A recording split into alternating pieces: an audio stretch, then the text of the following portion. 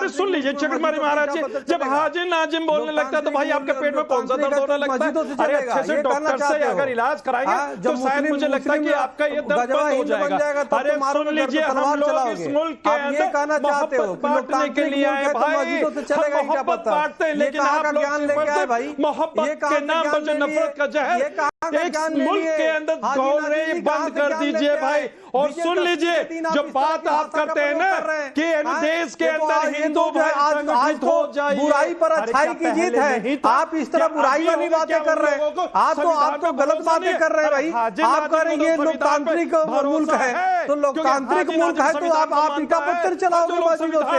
ये कितनी सड़ी हुई दिमाग की बात कर रहे हो भाई, ये कितनी गिरी हुई मानसिकता की बात कर रहे हो? ये ऐसे कैसी बात कर सकते हो इतनी? आप बताओ, आज विजयदशमी के दिन ये कह रहे हो कि यार मुल्क जो है लोकतांत्रिक है, मतलब तुम मस्जिद से चलाओगे ईटे पत्थर?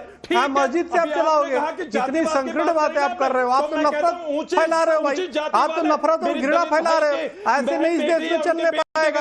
ये आपकी भ्रम है, आपकी भूल है। इस देश में ऐसा नहीं चलने पाएगा। एक सेकंड नाजिम खान, एक मिनट रुक जाइए। इस तरह की अब बहुत एक सेकंड रुक जाइए। या बिल्कुल गलत बात है। सुनिए स्वामी चक्रपाणी जी, आप कह रहे हैं कि कौन सी मस्जिद से, कौन सी जगह से हिंदू पर्व त्योहारों पर पत्थरबाजी हुई। ये मैं आपको विजुअल दिखाऊं कि आपने खबरों में देखा है, जानबूझकर उस पर आप मिट्टी डाल रहे हैं? हाँ विनयनाथ झा भाई देखिए, सुन लीजिए, बार बार मैं आपको गिनवा देता हूं, सुनिए ना।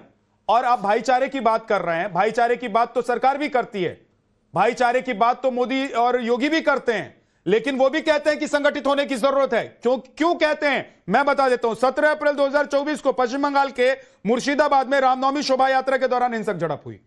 16 नवंबर 2023 को हरियाणा के नूह में कुआं पूजन के लिए जा रही महिलाओं पर पत्थर फेंक दिया गया। 31 जुलाई 2023 को हरियाणा के नूह में ब्रजमंडल शोभा यात्रा पर पथराव किया गया। 30 मार्च 2023 को गुजरात के वडोदरा में शोभा यात्रा पर पथराव किया गया। 30 मार्च 2023 को ही एमपी के खरगोन और सेंधवा में रामनवमी की शोभा यात्रा पर पथराव किया गया।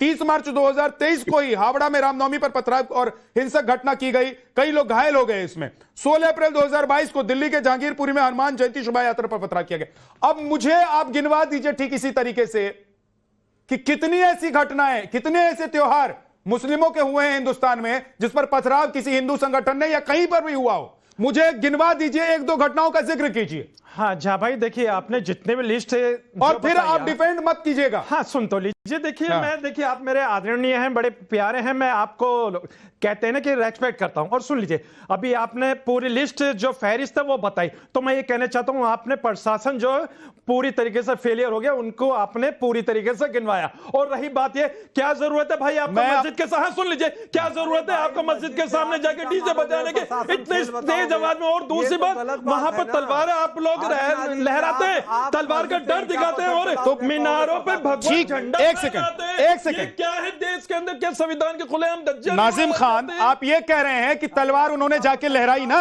आप ये कह रहे हैं कि तलवार लहराई, वहां पर डीजे बजा दिया, जोर से म्यूजिक चला दिया, तो हिंदुस्तान में नहीं तो क्या पाकिस्तान में जाकर शोभा यात्रा निकाले? हाँ सुन लीजिए, शोभा यात्रा बांग्लादेश में निकाले। और दूसरी बात कि उनको कैसे पता था कि यहां पर तेज म्यूजिक चलने वाला है और तलवार लेकर वो निकलने वाले हैं?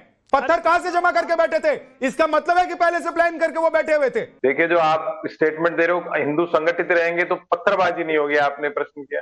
हिंदू संगठित रहेंगे तो पत्थरबाजी क्यों नहीं होगी, आप मुझे बताइए।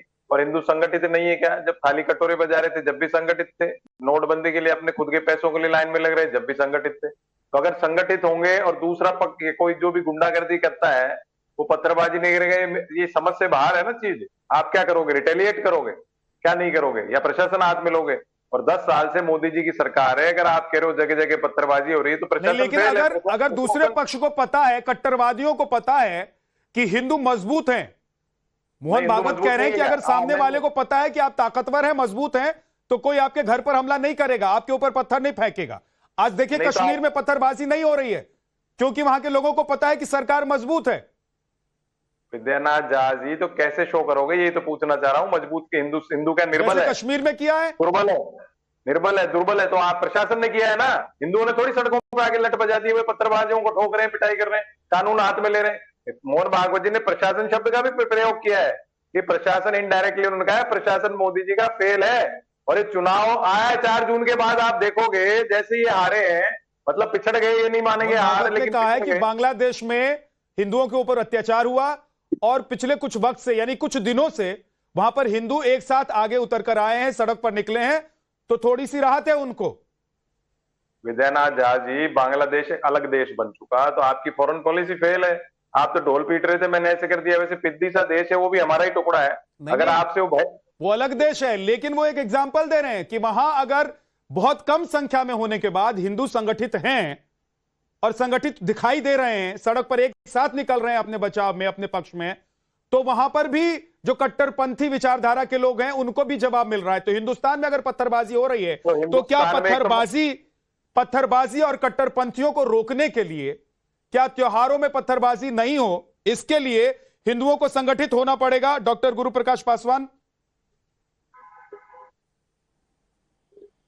नहीं, देखिए विद्यानाथ जी, ये हमें समझने की आवश्यकता है। आज परम पूजनीय सरसंघ चालक जी का जो उद्बोधन हुआ, उसके विषय में कांग्रेस पार्टी के अध्यक्ष का जो बयान आया है, उस पर हम यही कहना चाहते हैं कि जैसी जिसकी भावना वैसी उसकी दृष्टि, जैसी दृष्टि वैसी सृष्टि। आज अपने उद्बोधन की शुरुआत में मोहन भागवत जी ने किसको स्मरण किया है? अहिल्याबाई होलकर जी को स्मरण किया है, बिरसा मुंडा जी को स्मरण किया है, अनुकूल चंद जी को स्मरण किया है। लेकिन कांग्रेस के अध्यक्ष को क्या दिखा? आपको जैसी दृष्टि है आपको वैसा ही सब कुछ दिखता है। आप इतिहास उठा करके देखिए, कांग्रेस पार्टी ने जगह जगह हिंदुओं को तोड़ने का प्रयास किया है कि नहीं किया है, आप पूछना चाहते हैं। मैं बिहार से आता हूं, बिहार में हिंदुओं को तोड़ो तो क्या समीकरण बनाओ? एम वाई का समीकरण बना दो। कहीं बना दो गुजरात में आप AJGAR, अजगर का समीकरण बना दो। तो जो लोग समीकरण पे राजनीति करते हैं वो समीकरण की बात करते हैं, हम एकीकरण की बात करते हैं, एकता की बात करते हैं, समता की बात करते हैं, समानता की बात करते हैं और समरसता की बात करते हैं।